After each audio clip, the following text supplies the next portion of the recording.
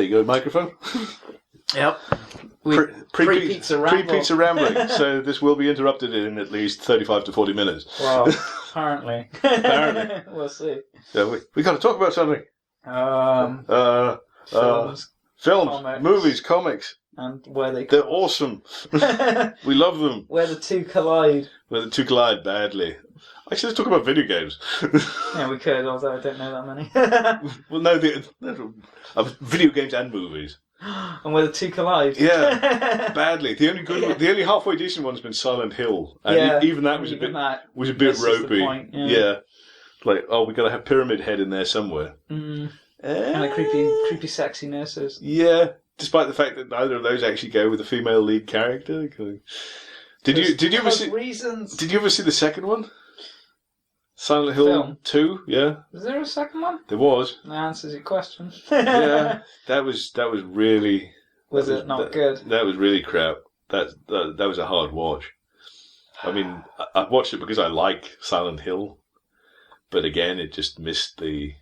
I'm trying to think of any good movies based on video games. What, you don't like Tomb Raider? Not really. I don't know, I just struggle with Angelina Jolie. I just don't I don't like that portrayal of her. I find her annoying. It makes it hard to find the character endearing. I'm just like... Yeah. She's just a bit pretentious and snobby, and it bothers me. I'm like, I just don't care. I'm not quite sure I like the direction the character's taken in the games. Because, I mean, in the original 90s version, she was just this badass. Yeah. That's it. That's all she was. She was a badass with guns. Yeah. Of both types. Yeah. But they've made her this whiny kid in the more recent things who cries a lot. Oh, yeah, she's got feelings now. Yeah. So, she's like a real person. And it's sort of... Who bleeds. Yeah. I suppose it's Tomb Raider. Islands made of skulls and gets cut. Well, the very first Tomb Raider of the rebooted Tomb Raider didn't have a lot of tombs in it. No. Had a lot of a lot of crashed planes and stuff. Yeah, and crazy not a lot of tombs. Yeah. Oh, I don't know. Yeah. Just like, Yeah. No tombs. I feel like there's a lot of focus on, justification and backstory and things these days, as opposed to just get on with it. Well, and that sounds bad. It sounds like I don't give a shit about story. I do. I really care about story. Let the character be what it was always intended to be. Yeah, it's not like Indiana Jones has got a backstory, is it? It doesn't need one. Do you know what I mean? Well, that's half the charm of those. Even when they lean towards it a little bit in Last Crusade, you don't really get like tons of it. Well, no, he has a dad. That's it. That's pretty much it. That's his life. Like, And guess what? When they tried to explain it with young Indiana Jones, it kind of fell on its face. No one cared. Everyone was like, I didn't care about him before he's Indiana Jones. It's like Bruce Wayne before he's Batman. No one cares. Yeah. Gotham is prime example of that. Well, I mean, there's an angsty kid. I don't care. Can you skip forward to the bit where he becomes a master of about 1,000 martial arts? Well, I wish Gotham was just about the police. Yeah, exactly. Gotham would be infinitely better if it didn't have Bruce Wayne in it. Yeah, and one of the other major issues is the fact that they've somehow managed to crowbar all the villains in. Yeah. Which means they're all going to be about 45 by the time Batman shows up. No wonder he kicks the shit out of them all. Geriatrics. I mean, what does he do? Knock the Zimmer frame out from underneath the Joker. Oh, there you go, you're done. How did the cops never take you down? I mean, it doesn't make any sense. But that wasn't the Joker. Stop it. Stop it. I'm not. No. You're not going there. I'm not going to the new DC revamp. I just ignore it. Yeah, I just stick with the known mythology. Batman's Commissioner Gordon in a robot suit. Oh, I read those. I mean, the only reason... I browsed through their sort of sneaky peek issues. I've got them over there somewhere. You know, they did like the first little issue things to get everybody excited, and I flipped through those and went, nope. Well, ain't my Batman. the reason I stuck with them was because I like the artwork. I really like the artist who did them. But the stories and the villains. I got better things to do in my time than read crap. It's simple as that. It's like there's plenty of good stuff out there I could be reading or watching. I've got a backlog of comics these days. I've got a crate upstairs of stuff that I haven't read yet. Oh, I'm terrible. I just never find the time to actually sit and read stuff. I'm too busy doing things. I'm actually too busy drawing or writing myself. Like everybody asks me, have you seen this TV series? Have you seen that? It's like, no, I'm too busy doing my own comic series. And then people turn around and go, how'd you find the time? Because I don't do those things. Because literally all I do is draw shit. That's all I do. And then people wonder how you manage to do it. You know what I do? There's not a lot of money in what I do, so I have to do it a lot. There's no money in what I do. God. That's it, innit? I do a bit of gas lecturing every now and then, and you'll get, like, the kids always come up with a question, you know, like, how do I get good? And it's like, put the PlayStation controller down. It's literally that. Just do nothing. That's it. Well, do nothing else, and you might be semi-alright. This is what I say. People say, can you give me a couple of pointers of how to improve my artwork and stuff? And I just say, well, just draw. Keep doing what you're doing. Do it. You only stop improving when you stop drawing. Yeah. And I mean, I'm okay, and I've been drawing all my life, all the time. And there are still people that just, you know, that I look at and cry. I'm just like, why are you so good? It's when they're younger. It's when I find out that they're like half my age. Yeah, we're reaching that age now, Phil. And I sort of look at their work. They're like 12-year-olds who paint like Da Vinci or something, and you're like, you bastard. Fuck her. Where are you? I'm going to find you a stamp on your neck, you prick. The best ones are if you ever go online for tutorials for stuff, and then, like, the person doing the tutorial gets called away for dinner by their mum or something, and you're like, shit. No, I haven't experienced that. Some, like, 12-year-old. I think if I had experienced that, I just would have given up on what I'm doing and go to work in a shop or something. I've done it with, like, video game stuff. Like in industry, working on games and stuff, sometimes you need tutorials on, like, new software or how to do certain stuff.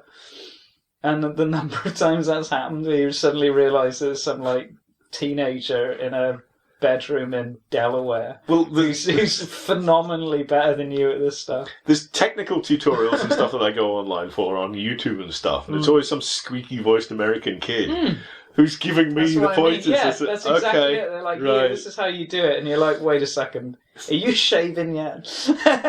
Have you seen that advert? I think I can't remember if it's Sky or BT. It's something about... with the kids who know how to use all the tech. You can't do this, but we can, because we are 7. Yeah, I know. Fuck. It's so true. Fuck you. Get away. I mean, you're like, yeah, but I know how to play with a hoop and a stick. I can amuse myself with a brick and a bit of string.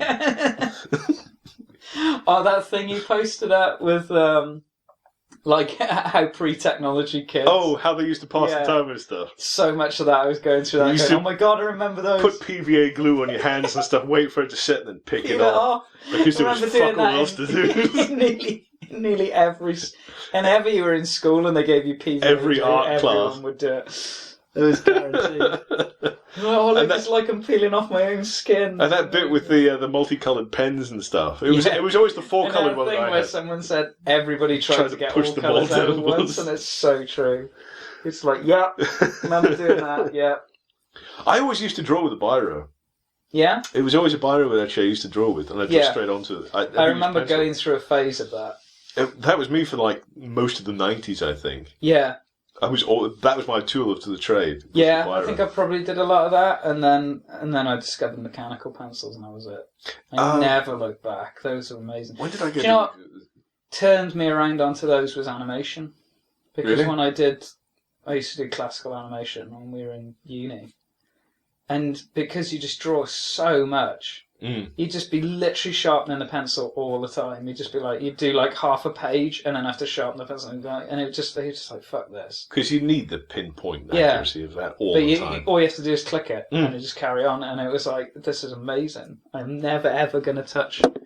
I used to just buy those, like the Papermate ones. You know, they come in like a box. It's like kind of like disposable thing. Yeah, I see boxes of those. I started out using those, but I never liked them as much as the solid Pentel metal ones. Yeah. I've had the same set of Pentel things for fucking years. Yeah. 0.5. I can't remember what ones I used, but I've had that forever. Whatever that is, all the markings are worn off it now. Wasn't there some big chunky one that you had that you said you found under a bridge? It wasn't under a bridge. It was under a roundabout, like in a playground when I was a kid. It's that one. It has actually finally stopped. What's working. that, like 0.8 or something? It's a 0.7. Because it's fucking huge. Yeah, it's fairly large. 0.7. That's 0.9 actually. Yeah. I just like the fact that there's a story really behind it. I found this. Yeah, I found it. That's why I keep it. It's finally. I think it's finally packed up. It's your lucky pen. But but even before I knew anything about mechanical pencils, I found that I kept it because it was just interesting to me. And then when I knew what they were, I was like, "Oh, that's cool." And I dug it out, and I think I used that for most of my animated films actually, because like the 0.9 was really good for doing stuff. That's the best one though, Phil. That's the one. That's a one. It's a one. That's a one. It's not 0 point anything. Yeah, it's not a 0 one. point anything. It's one. That's huge. I know it's mental, isn't it? What the hell would you use that for? I used to use shading, life drawing and stuff. Yeah, and it's really good for doing like big areas of shading that you just can't be asked to scratching away at. You see, I've never had to do anything. Look at that. It's got like a big teeth for gripping the lead. It reminds me of these eraser things you used to have in the 80s. Yeah, I know those. Yeah, the little eraser pencils. They were really good. I used to have one of those when I did animation as well. I never really used them that much. Never really liked them. Those are the papermate things? Oh, yeah. I always found those... it was actually probably the leads that I found cheap and chatty. Yeah, they became that, but in the beginning they didn't used to be.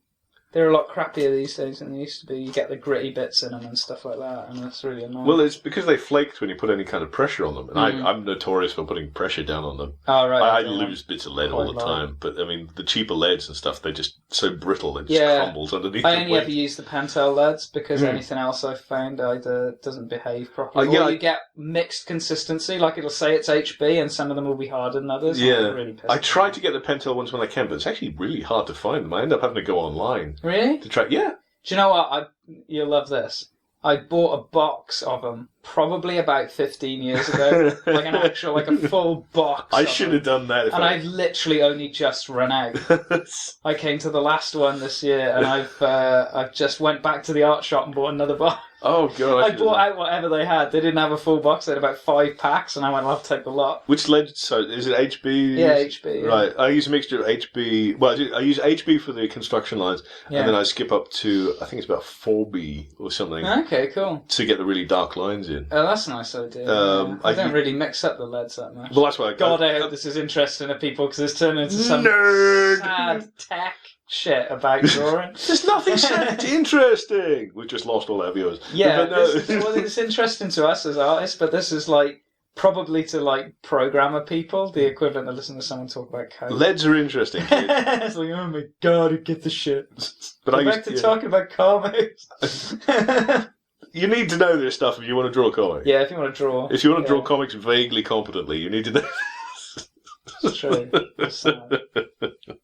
You don't hand ink anymore, do you? Digital? No, it's all digital. I used to use waterproof permanent pens and stuff. Yeah. Loads of people used like Indian ink and stuff to get the solid black. Yeah. But I preferred the just the bog standard permanent stuff. Yes, because it didn't smudge. I'm inking my stuff at the moment, and I'm using. I can't remember. I use like are they called pin line? They're really. Yeah, I use. Yeah, I think I use a bunch of the breed those. that I use. I've got a couple of boxes of those. Yeah, and like the really big, fat, chunky indelible markers. I've started, and what you call them, the ones they always advertise for signing on stuff because they write on everything. What the fuck are they called? Sharpies. Yeah, Sharpies. Yeah, that's basically it. I've started using pens and stuff when I'm at conventions and stuff because I've got a quick fire way of doing commissions and stuff now with dark lines. So I got myself a 0.7 width pin line, I think. Really, that's really massive. Yeah, it's really good for key lines. I use like a 3, 2, and a 1. Yeah, it's really if I'm doing the fine stuff. I'm doing like when I was doing the fine stuff, I'd use the really fine ones. But that takes time, and if you're at a convention, you want to do stuff quickly. So I use the chunkier ones for the quick key lines. So I'll lay down a pencil line thing, a very rough pencil line thing, and I'll do the 0.7 over the top of that. Then erase the pencil lines. Yeah, sure, obviously. And then slap a bit of actual marker pen on it. The coloured markers. What are they called? Oh, Letraset pro markers. Yeah. I need to get myself a set of those. Yeah, well, I've just got a bunch of... I've got a whole set downstairs, but it's only the grey ones that I tote with me because they're perfect for shadows and stuff. Yeah, it's really nice because there was like... oh, God. Can't remember the shop now. Oh, Klaus Olsen. They had one in Cardiff, and they used to do the full sets of pro markers for like a tenner or something, and they fucking shut down. Whoa, that's really dead cheap for that kind I think it was something like they were really cheap. But it was like unless I'm thinking of a different type. Well, I'm thinking of the Letraset markers, and they were like £5 a pop. Yeah, these are like like the big ones that had like two different size tips. Yeah, and they were like they used to do a box of them for like bollock. You're kidding? No. No, God! I wish I'd known about this when I was at college. I wish I'd known about this when I was at college. Covering their overhead. Because I had to be really careful when I was at college because I had absolutely no money whatsoever. I had my I know. I've always eyed those things up, but I always feel like, oh God, it's a lot of money for a pen. So I'd go through it. Well, I'm glad I hung on to them because I was going to get rid of them. But I mean, the amount that I paid for them, I've still got all the refills and stuff downstairs as well. So toting them along to conventions, I'm still using them. God knows how many years on. 17 years old. Jesus. One thing I do need to ditch are my coloured pencils. I can't remember the last time I coloured something in with a coloured pencil. Yeah, I know what you mean.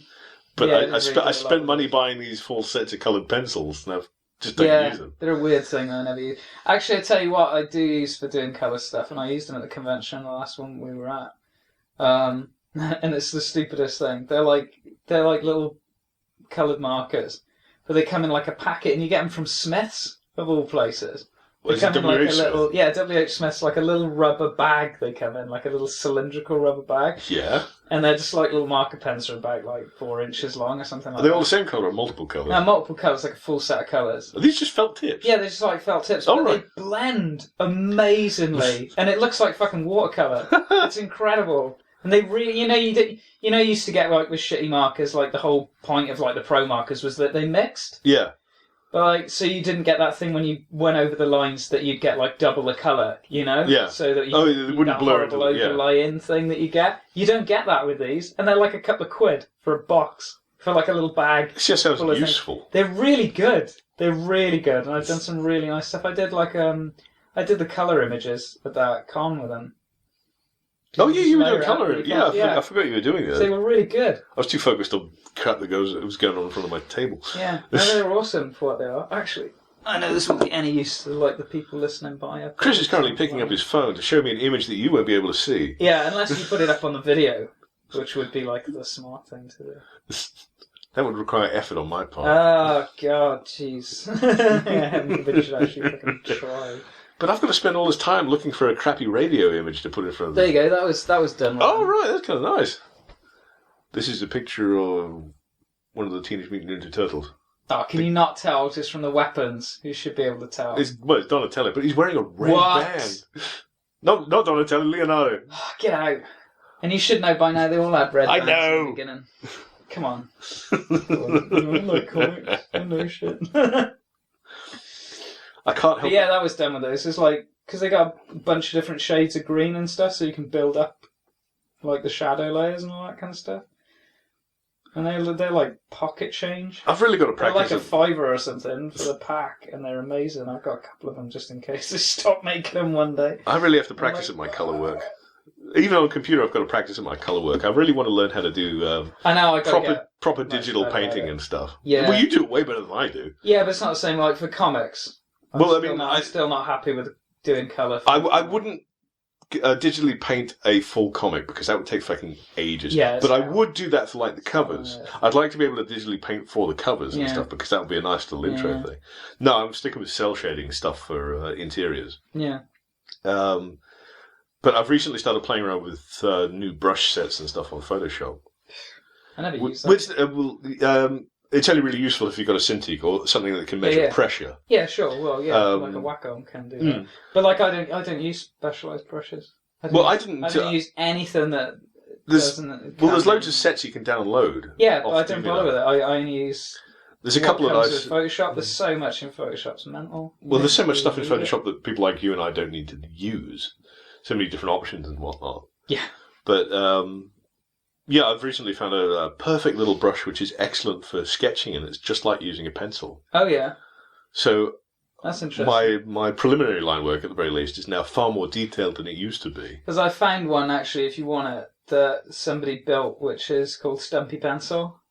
Because they used to really like doing sketch work, but he never found a brush that felt like a pencil, so he built one for Photoshop. It's really good, and it really looks like pencil work. It looks like you've drawn it with like a crappy pencil, which is what he wanted, this feeling of like a sort of really sharpened down like nub of a pencil to get this sketching feel. It's really cool. But I mean, it was the paintbrushes and stuff which I was mostly after for the textures and stuff, because you know, totally. I look at stuff like the proper big artists like Simon Bisley and stuff, and it's like, oh, I'd love to be able to colour something in like that. But I mean, adding colour to existing line work is different to painting a picture from scratch. Yeah, totally. And I think that's something I need to properly do. I'm still not happy with doing like colour work on comics. It still doesn't look the way I want it to look. I just need to work on that. Well, I can get mine to a point where it looks competent. Yours looks really good. But it always looks cell shaded. I mean, but that's okay. It's what I do. I do cell shaded stuff. I mean, that's fine. That's fine for comics. I mean, you were saying earlier about the Alex Ross stuff and everything. It's like, do you want it to look a different way? Do you know what I mean? I think it works really well with what you have. But I mean, the main reason I use it is because it's quick. Yeah, but that's it's the speed. I mean, if I was doing anything more complicated, the rate at which I work, I wouldn't have finished half a comic by now. I mean, my all-time favourite colour artist for comics has probably got to be Delgado. That guy's absolutely amazing. Yeah, I've probably seen the work. He does like he usually works with Humberto Ramos. Oh right, so he does all the his Humberto stuff. Ramos Spider-Man stuff, and it's like his shit is just off the chain. Yeah, I've seen some of the recent Spider-Man stuff. So well, I mean, Humberto Ramos speaks for himself. Yeah, but you know, like Spider Island and stuff. Oh yeah, he did all that and all of those. So it's like, it's just gorgeous stuff. I think maybe I need to add a bit more shading or something to mine. Use a bit heavier colours and whatnot for the deeper shadows. Yeah, I think I found from what I looked at, what I found is that if you have really simplistic inks, so like there's not much detail in the ink, it's really like basic line work and stuff, you can go to town on the colours, like really detailed shading and stuff. But like if there's a lot of shading and detail in the inks, the colours have to be fairly like toned back. I think if you have like the two, it just becomes like too much. Yeah, if you're someone like, for example, Mignola's work uses proper solid black for the shadow. Exactly. There's there's a lot of shading information in the ink, so the colours are just flat. Yeah. That's a prime example. Like, whereas like if you look at Delgado's stuff, the inking and things that he's working with is really like line loose work. It's just. It's just the key lines. There's like more. Pretty much. There's barely any like shadow work in it, and it's like and then the colouring's like off the chain, like loads of layers of shade and tone and stuff. But I'm no expert by a long way. I haven't found a look that I like really for colouring. The weird thing is, I look back at like the first issue of Candleman, which was like when I knew nothing about comics and everything. I literally just made it up. And I love the colouring in that. Like, I absolutely love it. I look at it and go, why the hell don't I do it like that now? Because it's so simple and it works so well. Did you colour that one on a computer? Yeah, I did. It was like one of the first things I ever did with a Wacom and everything. And it's like, it just works. It's all pastel shades and everything. And I've no idea how I did it. And I don't think I can't do it now. I can't get the look the same now. I get that occasionally with certain types of line work. Like if I just randomly sketch a character for the first time and think, that's perfect. That's exactly the way I want this character to look for the entire thing. Yeah. I can never recapture that. Oh, I hate they always look slightly different. Yeah, I hate that when the look of a character is dependent on like the specific angle or something, and then you can never get them to look right the same way. I love it if sometimes I'll do a sketch for a character and they look fantastic in profile, and then you try and work out what the front angle of that looks like, and it just never looks as cool. And you're like, I can't. What's making that work? If I turn his head, why can't I make it look? Why does his front look cool? I mean, you really get to spend time developing character sheets and stuff. Yeah, totally. Which is something I don't spend I've got sketchbooks full of just like designs of the character. It's something I've recently started doing. What the essence of that thing is to be able to draw it again and again. Like, there's a villain for Candleman that I'm still trying to get right, and he's one of the first villains that I designed for him. Like years ago. And you're still working on it. Yeah, I'm still messing with it because there's something about the look of it when it was first drawn that I can't quite get now. And it annoys the hell out of me. These weird things that you get as an artist, these weird like hang-ups and this weird stuff where you're just like, oh, I love that sketch that I did in like 92 or something, like on the back of a napkin.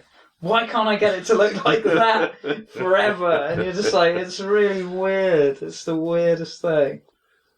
And it's like this trade-off. Like, you'll get better at certain things, but you'll lose something that you kind of liked about your work or something. You know, it's like sometimes I like some of the naivety that was in some of the earlier stuff that I can't recapture, and you know. Well, in terms of artwork or writing, yeah, in terms of artwork, I think. Yeah, I'm definitely getting much better into the writing now than I was. I look back at some of my early writing stuff and I think, oh god, that's so juvenile. Yeah, no, totally. Even with Little Victory and stuff, I'm looking back at like the first couple of issues of that because they were done like back in 2010. Yeah, that's it. It's like it's so long. The issue of Candleman that I'm putting up now, I wrote probably a few years ago, and I only really completed it about a year ago, and I started putting it up now.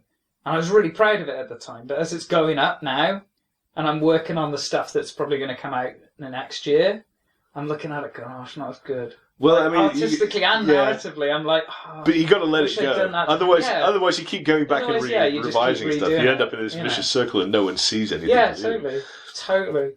But that, it does mean that you're getting better and stuff. Plus, you become accustomed to seeing something.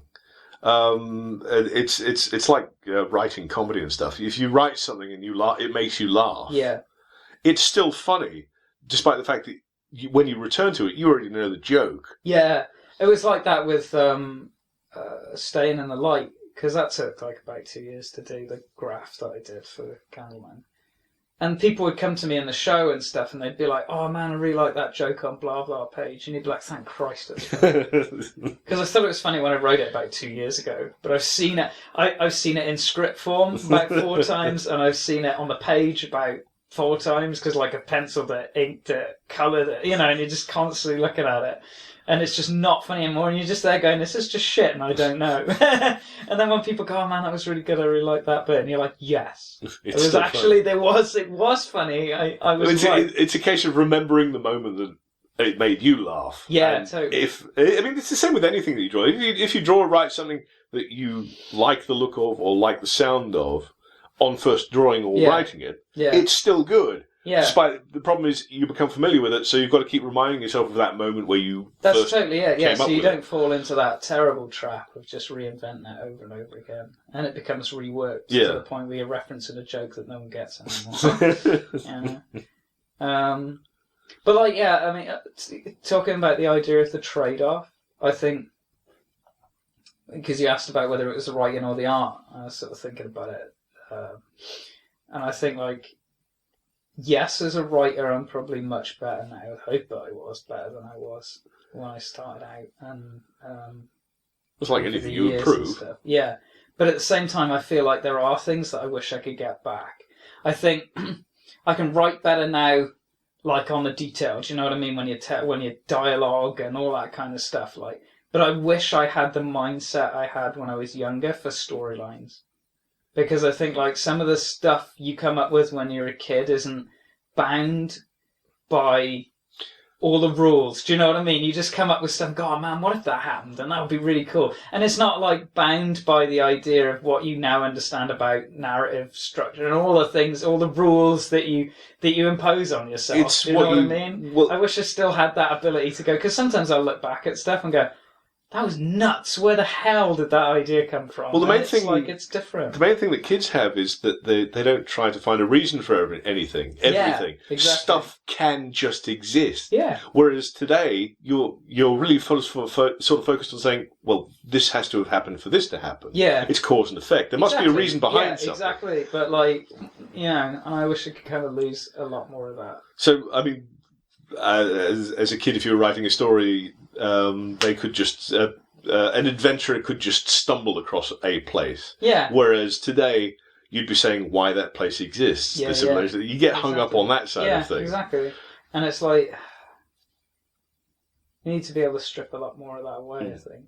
I think that probably goes for a lot of things generally. I mean, coming back to some of the stuff we were talking about before, it's just losing some of the backstory to things it's okay. Yeah, it's okay not to present everything. Yeah, just for shit to have happened. Yeah. Do you know what I mean? Well, I mean, I've got huge Bibles written about the characters and the worlds that I've got, and I know now that the reader will not need to know all of this. Yeah, I need to know this for the sake of continuity, but I don't need to throw it at the reader. I can hint to certain bits and pieces, or I can reference, or I can drip feed them the information, but you don't throw it all at them. Yeah, I think there's a couple of things related to that are interesting.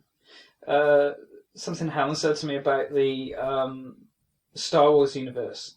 There's some of the things that she's bothered with the whole Disney thing about it, is that they're filling in a lot of the blanks. They're filling in the gaps in the universe. Whereas the blanks were actually essential to why it was for everyone to see. Yeah, the blanks were what was fun. The blanks were the bits that the fans filled in. Yeah, it was the bit that made you love that universe, because you were like, oh, what if that happened out there somewhere? It's like because your imagination could wander around in there, and it's like Alien. It's like you never know. Like if you look at the original 70s Alien.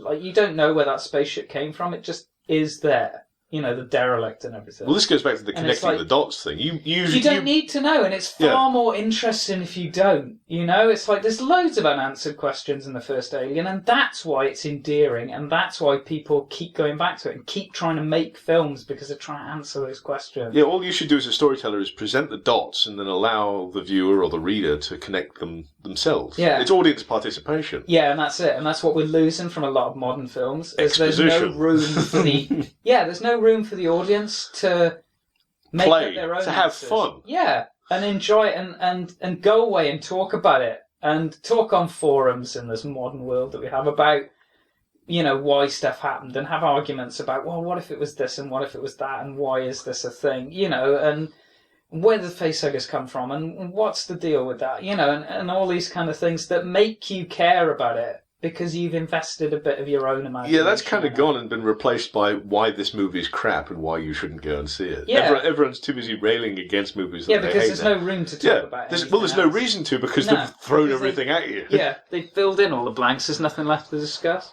Which is why they're crap. And that's why it's crap, because they tried to answer too many questions, and in doing that, so probably talked themselves into a corner. Because sometimes, right, if you can't answer a question, don't. Yeah, leave it as a blank space. Yeah, because, in The Thing, it's like where that bit where they ask him, how can it do it? And the answer is because it's alien. Yeah. It's like, that's okay, It's okay for the characters not to know where it came from. Yeah, they don't have to be... Well, I mean, they're the ones experiencing it. They don't have to, find a solution. We don't need to know as an audience. It doesn't matter. Who gives a shit? And it's scary. Well, with something like The Thing, you can see what's going on. It's scarier to not know. It's like... I can't remember where it was on, but... It was on something I watched, and they were saying how... I think it might have been like Everything Wrong With or something, and they did... Maleficent. Oh. Yeah, and they said, and we're forced to watch the thing that kills all villains. Backstory. And it's like, it's so true. As soon as you find out a baddie's motivation, they become less scary. Yeah. But... I think arguably the alien is less scary in later Alien films, because... In Alien, it's more frightening as a creature than it is in Aliens. Well, at the time you don't know what it is. Yeah, as great a film as Aliens is, it introduces the Queen, and it gives the creatures a life cycle that you kind of understand. Yeah, it's like not ants. Alien anymore, it's an ant hive. So you kind of understand it, and it becomes a little less scary. Darth Vader, you know where he comes from now. He's not as menacing anymore when you know there's a whingy teenager under that helmet. It's not the same. It's not the same. I can't say anything because you haven't seen Rogue One. Yeah, I haven't seen Rogue One, but I'm hoping that that he's awesome in it. But I mean, it's a lot less with Vader because he's badass anyway. And it's kind of okay. But for a brief time, because he was a whiny kid, then a whiny teenager, and then no, oh, yeah. God, but and Michael Myers in the Halloween films, in the later movies, he became less scary because, like, in Halloween 2, they explained that he's, like, Jamie Lee Curtis's brother, and that he's fixated on her, and that's the whole reason for him killing these people. The first one's far more frightening, where he just randomly starts hacking people up. That's far more frightening. The fact that he just happened to live there. Just decide to start killing you. Because fuck it. That's way more frightening than, oh right, okay, then he's got to be related to me and have some kind of fetish about it or something, like. I like the logic is less scary than it's better than he's just a character who becomes fixated on Jamie Lee Curtis. Yeah. Well, she's just in the wrong place at the wrong time. That's far more frightening. But for a continuation of the series, that would have been much easier to tolerate than, he's your brother. Yeah, exactly. That's why John Carpenter didn't want to do it, but the studio kind of made him do it. You know, it's like he went, I don't want to make a sequel, and it's like the Rob Zombie versions are like, they're cool films and they're okay, but like the first one spends a lot of time explaining him as a child. Yeah. You know, and what he's it makes you sympathise. I seem to remember making you sympathise with the bad guy. I don't want to. No, that's not what he's about. He is faceless evil. It's the idea that... He's the shark. Yeah, he is the shark. You know, it's that. It just is. I don't need to know why there was a giant great white that just suddenly attacked that coastline. As soon as you humanise or try to make the audience sympathise with the slasher, they stop being the shark. Yeah, totally. And they're only scary when they're the shark. It's 100% true. I mean, I'm not saying that a really tall guy with a knife and a Captain Kirk mask isn't scary. No. If he was in the room, I'd be shitting my pants. But in terms of film, he's just not scary. Character, it just undermines it. It stops being what it is. You know, that he was the boogeyman. You know, he's just like this thing that turns up and starts hacking people up. I was really glad actually to find out that one of my theories was actually true. In regards to what? In regards to Halloween and Terminator. Go. I always felt that they were kind of interrelated. What? Yeah. Because I used to watch Halloween, and it would remind me of Terminator. I watched Halloween and felt like these films were kind of related to each other. And I got the book of the making of Terminator. Cool.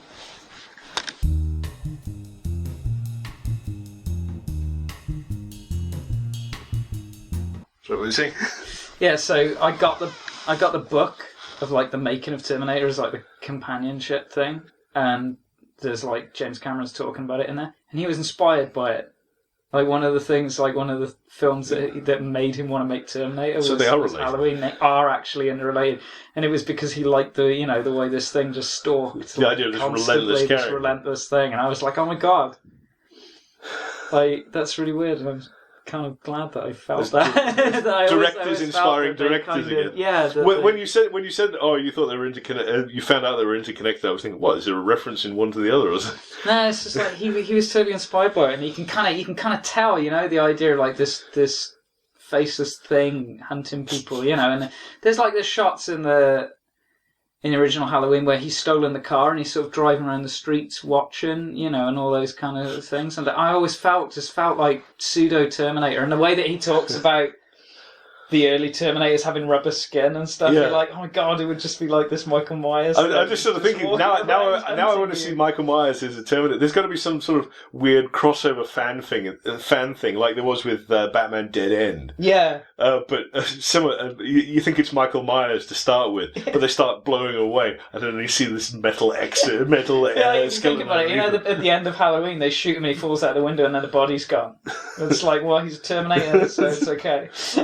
Or they shoot, or better yet, they shoot him in the face. Yeah. And he sort of recoils slightly, but then he turns around and you see the one red eye. Like a little red eye coming out from inside the horrible rubber mask. And you realise it's not a mask. It's a Terminator. It's just like, oh god, it's like one of the T-80s or whatever it is with like the rubber skin. Yeah, internet. Why doesn't that exist? Go and make it a thing. Yeah, go and make that happen.